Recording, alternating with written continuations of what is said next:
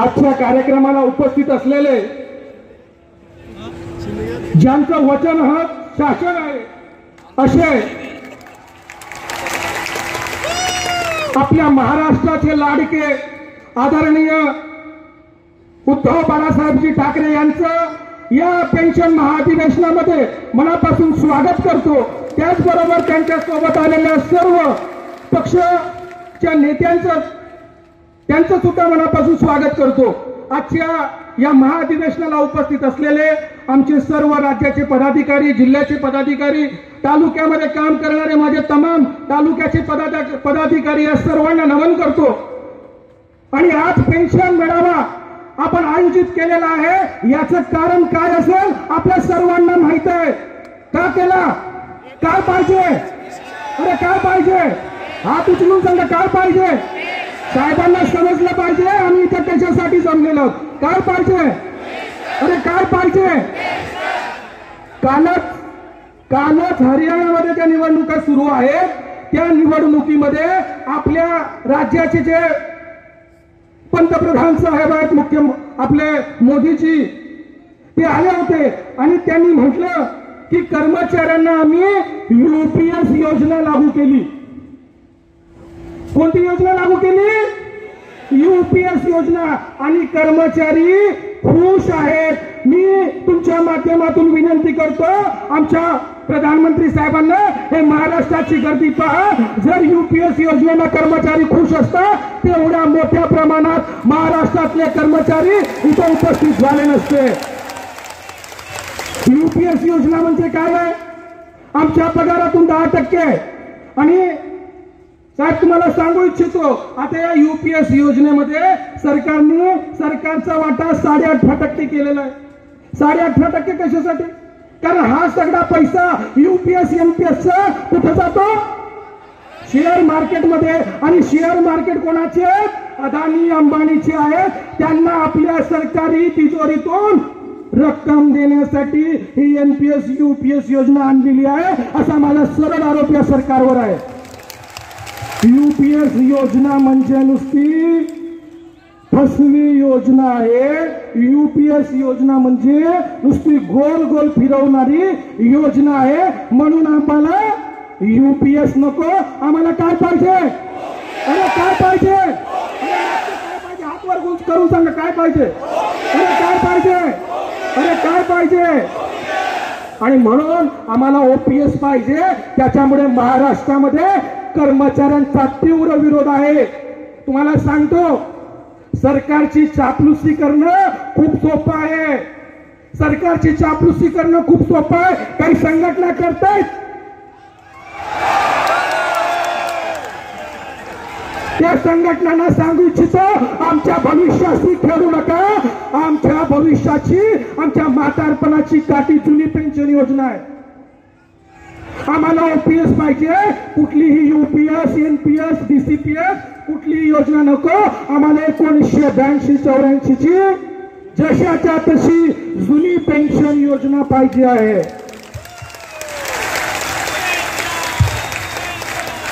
आणि इथं उपस्थित मी एकाच राजकीय पक्षांना म्हणत नाही, पण जे कोणते पक्ष असतील, उद्धव साहेबांचं काम कधी मताच्या राजकारणासाठी राहिलेलं नाही। जे आपल्या न्यायाचं आहे, जे आपल्या हक्काचं आहे ते देण्याची त्यांची भूमिका नेहमी राहिलेली आहे। तरी सुद्धा साहेब सांगतो, या येणाऱ्या निवडणुकांमध्ये जो देईल पेन्शन त्यालाच देऊ समर्थन। जो देईल पेन्शन, आम्हाला कुठलंही राजकारण करायचं नाही। आम्ही काही राजकारणी नाहीत, परंतु आपल्या हक्कासाठी जर आम्हाला फील्डवर उतरून काम करावं लागलं, वोट फॉर ओपीएस। काय? वोट फॉर ओपीएस म्हणजे साहेब जो पेन्शन देईल त्यालाच मतदान करणार, असं या कर्मचाऱ्यांनी निर्धार केलेला आहे। केलाय की नाही? केलाय की नाही? सांगा केलाय की नाही? आणि म्हणून महाराष्ट्रातले 18 लाख कर्मचारी 18 लाख कर्मचारी, फक्त त्यांच्या परिवाराची 4 मतदान. एवढा जरी गणित केलं तर अस्तित्वात असलेलं सरकार पाडायला आम्हाला वेळ लागणार नाही साहेब. फक्त आता तुम्ही लोकसभा निवडणूक पाहिली.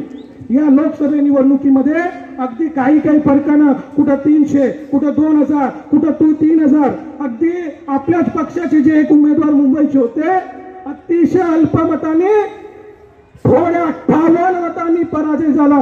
साहेब, जर हे कर्मचाऱ्यांची ताकद तुमच्या सोबत आली ना तर महाराष्ट्राचे पुढचे मुख्यमंत्री म्हणून आम्ही तुम्हाला पाहू इच्छितो.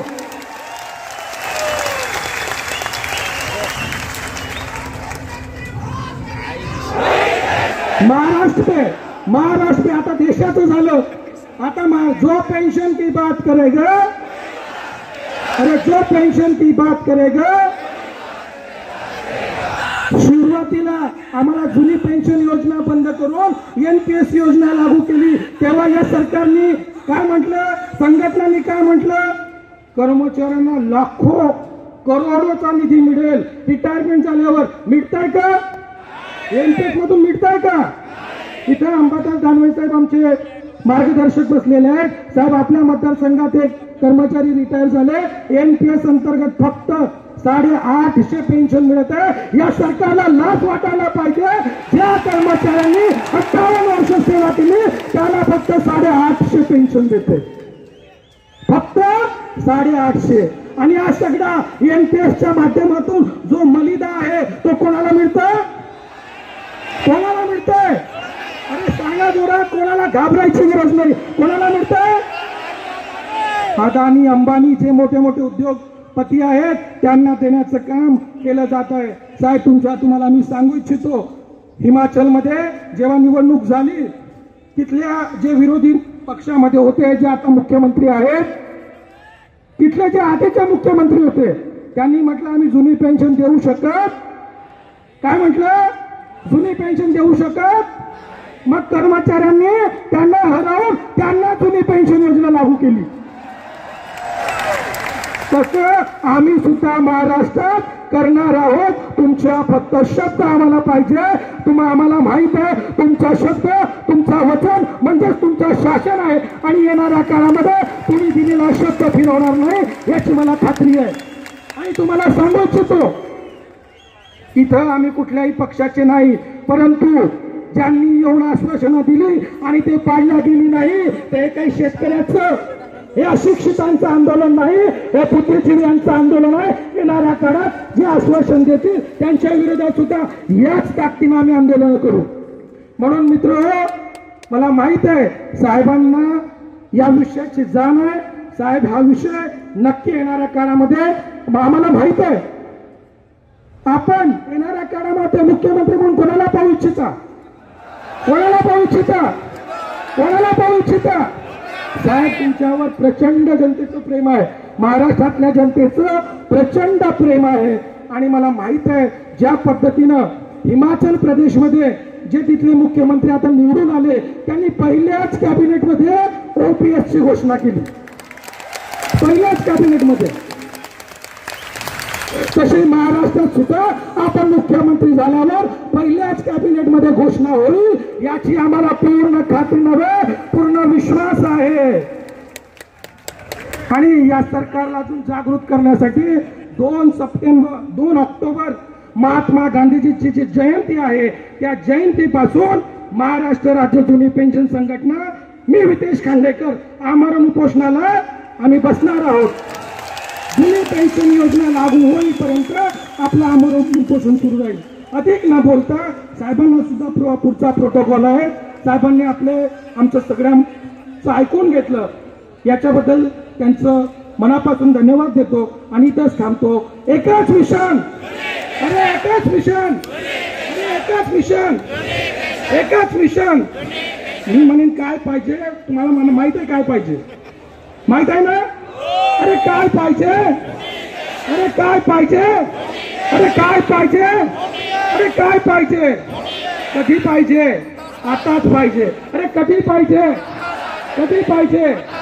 आता जरी या शासनाला लागू केली नाही, पण आदरणीय उद्धवजी ठाकरे साहेब यांच्या माध्यमातून ते निश्चित होईल असं आम्हा पूर्ण सगळ्या महाराष्ट्रातल्या कर्मचाऱ्यांना खात्री आहे.